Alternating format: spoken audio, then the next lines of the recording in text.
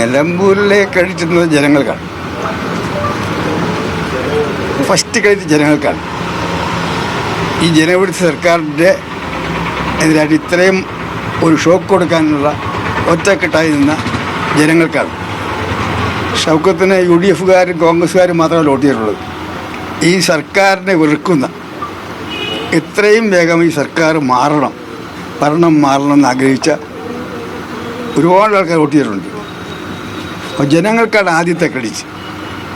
രണ്ടാമത്തെ ക്രെഡിറ്റ് UDF-നും കോൺഗ്രസിനുമാണ്. അതിൽ തന്നെ കോൺഗ്രസ് ലീഗ് ഐക്യത്തിനാണ്.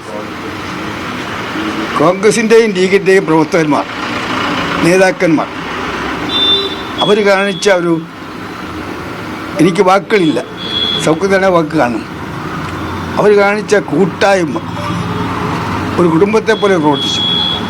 മൂന്നാമത്തെ തീർച്ചയായിട്ടും കേരളത്തിലെ കോൺഗ്രസ് നേതാക്കന്മാർ അവർക്കിടയിൽ എന്തെങ്കിലുമൊക്കെ പ്രശ്നങ്ങളുണ്ടെങ്കിലും നിലമ്പൂർ ഇലക്ഷൻ വന്നപ്പോൾ അവരെല്ലാം മറന്നുകൊണ്ട് ഒറ്റക്കെട്ടായി ദിവസങ്ങളോളം കഠിനാധ്വാനം ചെയ്തു. എല്ലാവരും ഞാൻ ആരൊക്കെ ക്രെഡിറ്റ് കൊടുക്കാൻ അറിയത്തില്ല.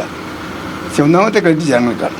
പക്ഷേ ഈ ഐക്യമൊക്കെ പുറമെ പറയുമ്പോഴും ഉള്ളിൽ പല ചർച്ചകളും തർക്കങ്ങളും ഉണ്ടെന്നൊക്കെയാണ് പറയുന്നത്. ഏതായാലും ഇലക്ഷൻ വന്നപ്പോൾ ഇതില്ല.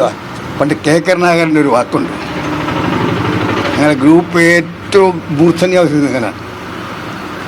മൂർധന്യ ആലോചന അദ്ദേഹം പറയും, ആവശ്യം വരുമ്പോൾ കൊല്ലലും കൊല്ലത്തി ഒന്നാവുന്നു.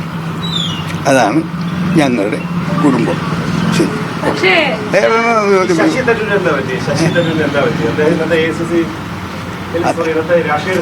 അത്തരം പ്രശ്നങ്ങൾക്ക് ഞാൻ അഭിപ്രായം പറയുന്നില്ല.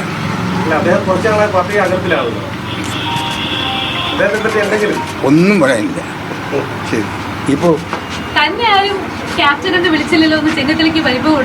നിങ്ങൾ ആഗ്രഹിക്കുന്ന പോലൊന്നും കോൺഗ്രസ് സംഭവിക്കാൻ പോണില്ല. ഞങ്ങൾ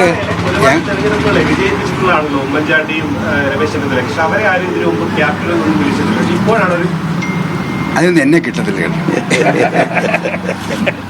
എൻ്റെ കിട്ടത്തില്ല.